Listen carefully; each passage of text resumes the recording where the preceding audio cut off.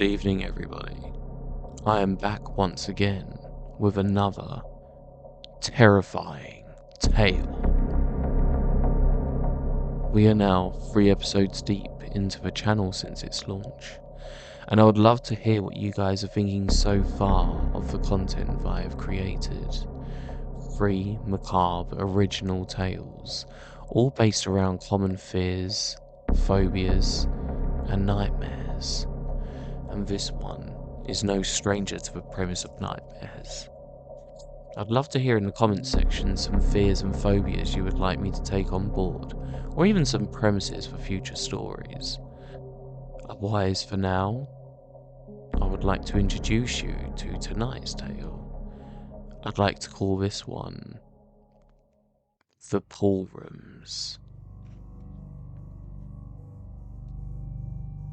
Thalassophobia. That's what I learned it's called. An innate fear of the large, deep bodies of water. It can be anything from a scenic lake to the open ocean. It all has the same effect on me. Mind-altering, body-freezing fear. I know for most phobias, we can't always reflect on a precise time when the fear took over, but I can think of several. To name a few: my father noticing my uncertainty of jumping headfirst into the deep unknown at a beach, aggressively grabbing me, carrying my unwilling body to the end of the pier, only to throw my terrified self, followed by his taunting. To nightmares where I would wake up drifting to the open waters on a flimsy rubber ring, all the while watching down upon myself and seeing a colossal shadow take shape underneath. Or even that one infamous episode of Are You Afraid of the Dark? I think you guys know the one I'm talking about. The sight of deep water alone renders my body rigid, cold, sometimes almost frozen in place. It invokes a sense of anxiety, not knowing what lies beneath. The sense of feeling so small and vulnerable. Worst of all, it rekindles memories of that night. My friend Dan turns to me, his eyes momentarily leaving the steering wheel. You're still with me, right? We're gonna do this together, man. Dan and I have been close friends since childhood. He knew of my problem, my phobia. The thought of where we're headed gave me goosebumps. It was this large indoor swimming place from when we were kids. But as he said, we're going to do this together. Come on, man, you know the place. It's been derelict for years, and the pools are unlikely to have any water in them, but hey, you got me on the lights, so I've got you on the whole water thing. It's not like I could say no. We're only approaching February, and already we have faced his innate fear of heights, and now it's my turn. Some New Year resolution, huh? The car pulled to a stop. The headlights beam on the old white building. I still cannot fathom why we're doing this. We checked out the dreadful place for a few moments before Dan persuaded me to climb up onto the roof with him. We scanned the rooftop. Fortunately, under the blanket of the night sky, we're near invisible to anyone passing, but that still hasn't steadied my heart. After all, it wasn't what's outside that's troubling me. It's what could be inside. In a flurry of hesitation, I begin debating whether we should simply turn around. It's not too late. I can't do this. I can't. Dude, Dan calls me over, having found a coincidentally loose roof light. I make my way toward him. Come on, man, give me a hand. Again, I hesitate. I recall how I did the same for him when I guided him to hang over the balcony of the tower block, and how he placed his entire faith in me. kind of friend would I be to turn him down now? After short work, we managed to pull it open, and we paused. Looking down into the darkness, I grabbed a nearby stone and dropped it inside. It doesn't sound too high. We question our next action without a word spoken, only by eye contact. Then Dan nominated himself. Well, I guess I'm going first. He manages to slide his feet in first, hanging by his hands. He then looks up to me. Hey, no fear, no fun, he says with an eager smile before dropping inside. I pause, looking down into the darkness, attempting to adjust my eyes before calling out. Dan! Hey, you okay? I hold in silence. I feel the tension building, waiting on his response. Still nothing. Dan! I call out louder. I decide to shimmy myself down. However, I slip as I hit the ground, momentarily blacking out. Gradually, I come to, unsure for how long I was out. First, I notice the distinct odour of chlorine, the kind you expect from swimming pools. My body shudders. The image of deep pools plague my mind, the bottomless bodies of murky water. I shake my thoughts off, my vision fuzzy and my body aching. I attempt to focus my sight, and after a short while, I can see clearly, although what I see does not match where I should be. I look to the ceiling. Somehow, it appears impossibly high, even beyond that which I can see, let alone reach. I try to gather my bearings. I just dropped from there. We dropped that stone, and I know for a fact I notice a pale, faint blue hue, almost a mist surrounding me and stretching beyond my eyesight. I walk forward. Countless rows of changing cubicles, like a geometric maze. A nightmarish labyrinth imbued with a cold array of fear and uncertainty. I feel cold, vulnerable, lost in the depths of my own nightmare. I calm my breathing, my anxieties rattling my senses. I take a deep breath. I call out for Dan once more, my voice travelling in a boundless echo. I wait a moment. Nothing but an eerie silence.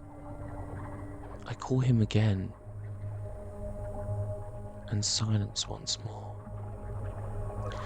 I begin to navigate forward, deeper into this parody of my expectations, of my fears. Nothing but the stink of chlorine has a sense of normality. That and the wet tiled floor. I notice there is no sound other than the soft echo of my own footsteps. However, I cautiously continue on through the labyrinth of changing cubicles, and no matter how far I walk, the room has no end. The pale mist seems boundless, obscuring my vision, and the scent of chlorine ever overpowering, burning my mouth and nose. Dan has to be in here. He dropped in only a moment before me. I can't leave him. A sudden cold sensation grips me, digging deep into my skin. I feel I'm not alone, that I'm being watched, followed. my heart racing and my body stiff as the sense intensifies. I decide to enter one of the changing cubicles. I hold my breath, my heartbeat near deafening me, as the increasing stench of chlorine exacerbates my anxiety. And now, I hear it. Slow, rhythmic footsteps. I can't make out from which direction, how far, how close. Each heavy, wet slap echoes, travelling further in every direction. As it grows louder, perhaps nearer, the chemical scent builds, burning my senses. My stomach churns as my body tenses. I take my chance, emerging carefully, quietly.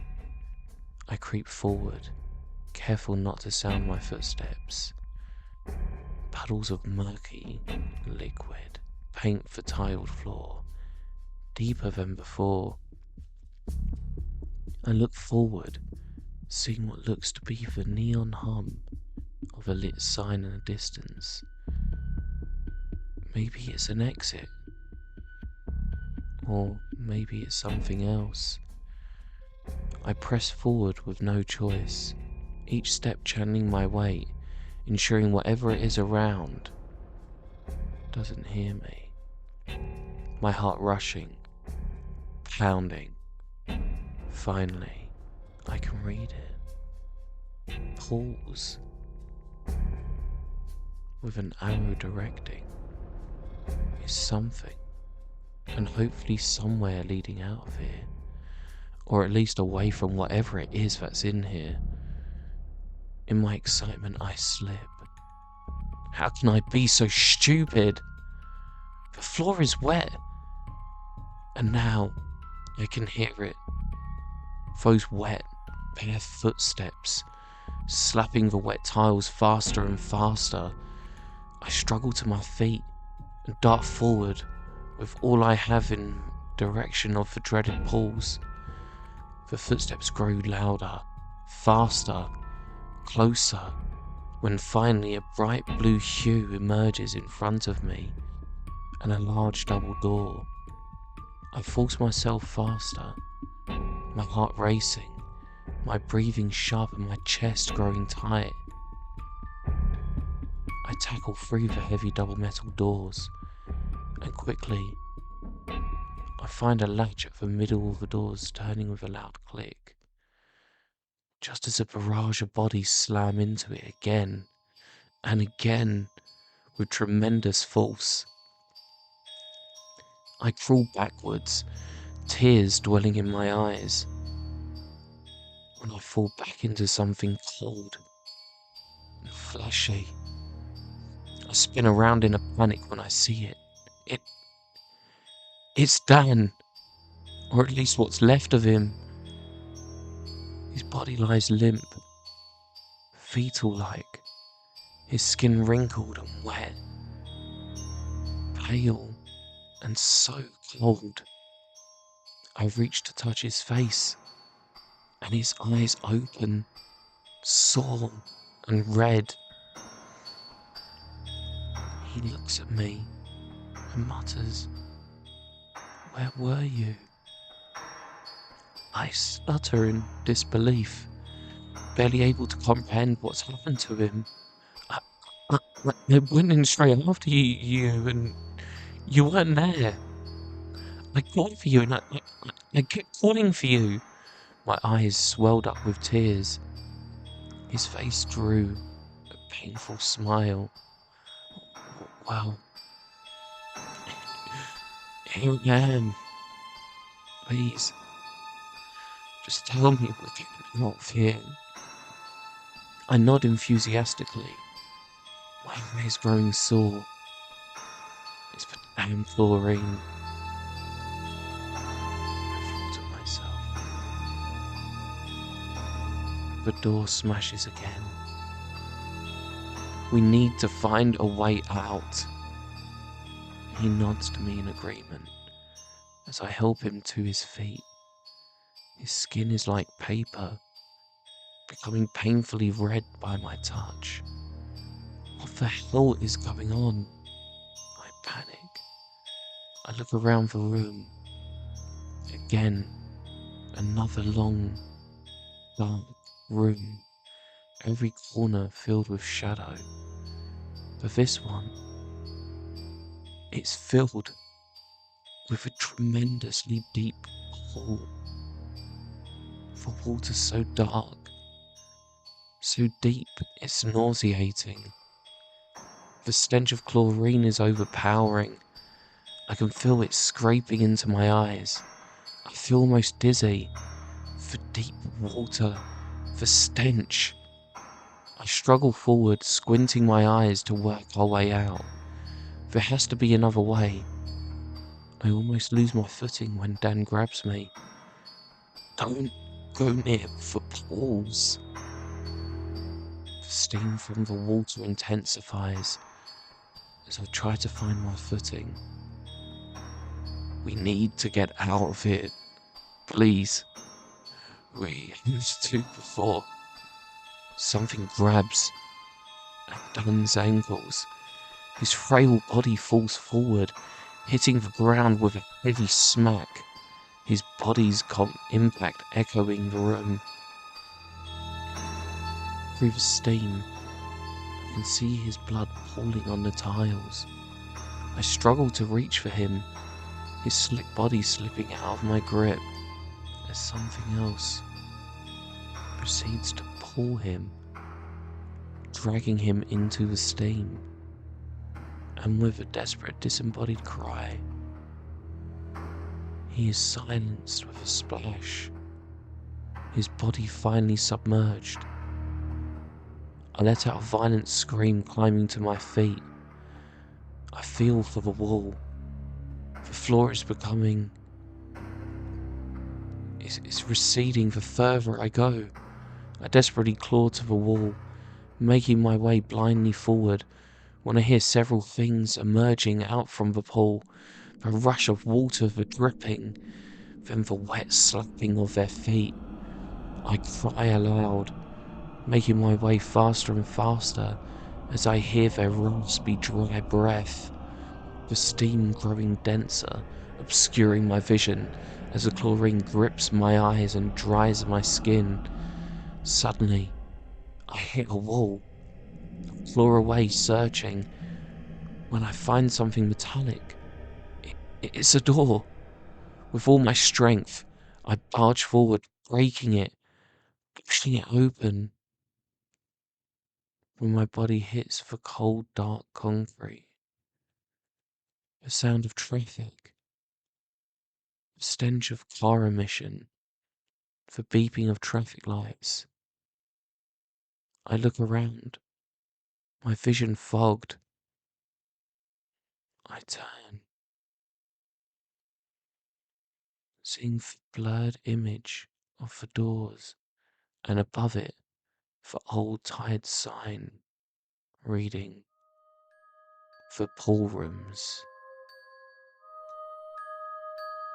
Well guys, I hope you enjoyed that one. A very different story from the previous, and one before that. As I said from the beginning of the channel, my aim is to try and bring original stories into the horror narration realm. And of course with that as well, I'm more than welcome to taking on any suggestions of any topics, phobias, scares, ideas, or perhaps even tackling the idea of some true stories if you guys have any to share. I'd be more than welcome to take those on board. However, please share in the comment sections exactly what you enjoyed about the stories or what you would like to see more of. In the meantime, please be sure to share the stories with your friends. Stalk me by subscribing, and as always, keep it creepy.